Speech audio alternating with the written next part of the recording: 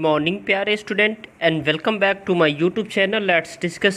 प्यारे स्टूडेंट, जैसा कि आप स्क्रीन पर देख रहे हैं, आज हम पढ़ने और समझने वाले क्लास 10th का सब्जेक्ट हमारा मैथमेटिक्स होगा, जो कि वर्कशीट नंबर 6 है और यह 16 जुलाई 2021 के लिए है। ठीक है, तो विद्यार्थी यहाँ पे अपना नाम लिखेंगे और कक्षा अध्यापक का नाम लिखेंगे। आज हम पढ़ेंगे वृत्त और वृत्त से संबंधित पद और प्रमेय, जो कि बहुत ही अच्छा ये थ्योरम है और इसे हमें समझना बहुत ही ज़रूरी है, क्योंकि इसके बगैर आप इस चैप्टर को समझ नहीं सकते, सर्कल चैप्टर को। ठीक है, तो चलिए हम इसे प्रॉपर वे में समझने का प्रयास करते हैं और बेहतर तरीके से समझेंगे भी, और इसमें पूछे हुए क्वेश्चन है उसका आंसर भी हमें लिखना है। ठीक है, तो एक तल पर उन सभी बिंदुओं का समूह जो तल के एक स्थित बिंदु से एक स्थिर दूरी पर स्थित हो, एक वृत्त कहलाता है।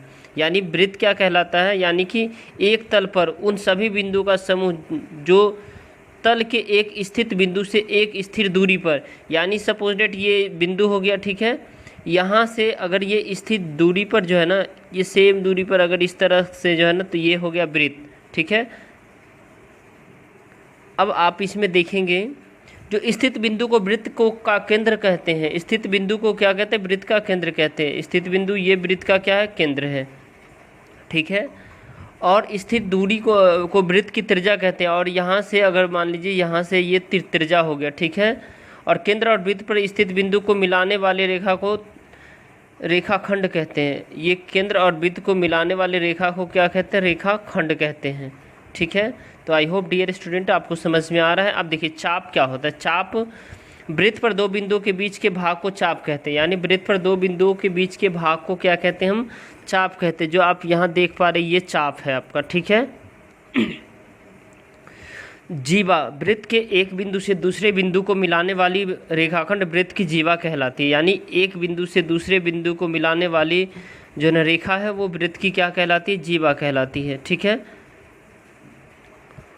अब आप देख पा रहे हैं इसमें जो जीवा का, जैसे चित्र ए बी में देखिए। ठीक है, चित्र ए बी में देखिए, अब देखिए ए और बी। ठीक है, ये मिलाने वाली जो रेखाखंड है, ठीक है, इसको जो है ना जीवा कहते हैं, लेकिन ये फिर वृत्तखंड हो गया। ठीक है, अब देखिए केंद्र से गुजरने वाली जीवा व्यास कहलाती है। ये केंद्र से गुजरने वाली जीवा क्या कहलाती है? ऐसे अगर चला गया तो ये व्यास हो जाएगा। ठीक है, और त्रिज्याखंड चाप के दोनों सिरों को केंद्र से मिलाने वाली जो त्रिज्याएं और चाप के मध्य को त्रिज्याखंड कहते हैं। यानी कि यहाँ आप देख पा रहे हैं डियर स्टूडेंट ये, ठीक है, और ये दोनों मिला करके जो है ना ये चाप कहलाता है। ठीक है, त्रिज्याखंड कहलाता है। वृत्तखंड जीवा और चाप के मध्य क्षेत्र को वृत्तखंड कहते हैं। देखिए जीवा और चाप के मध्य क्षेत्र, ये देखिए जैसे ये पूरा है ना ये एरिया, ये मध्य क्षेत्र, यानी ये वृत्तखंड कहलाता है। ठीक है, अब देखिए वृत्त की बराबर जीवाएं केंद्र पर बराबर कोण अंतरित करती है, जबकि विलोम यदि एक वृत्त की जीवाएं दूसरे केंद्र पर अंतरित कोण बराबर हो तो जीवाएं बराबर होगी।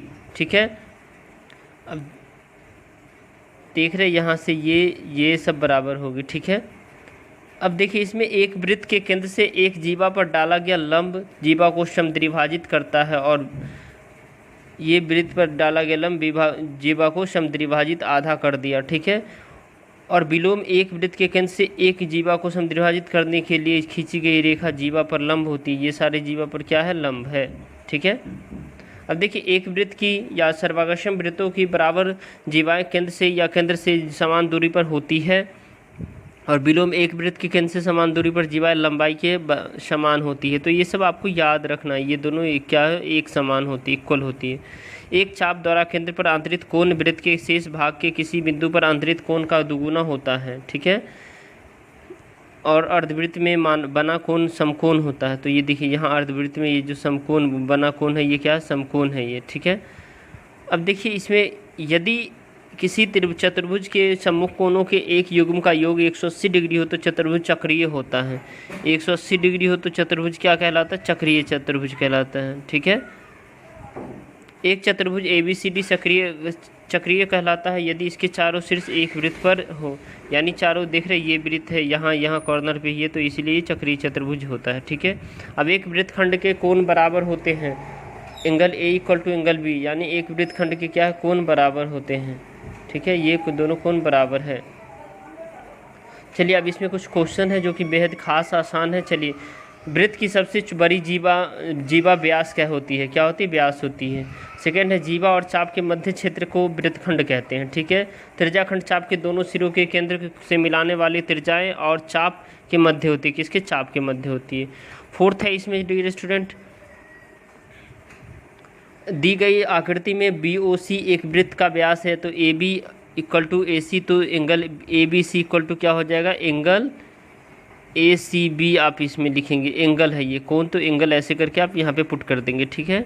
अब नेक्स्ट है आपका, यदि सर्वाग्रसम वृत्त की जीवा ए बी और सी डी केंद्र पर बराबर कोण अंतरित करती है तो angle A B equal to C D होता है, राइट।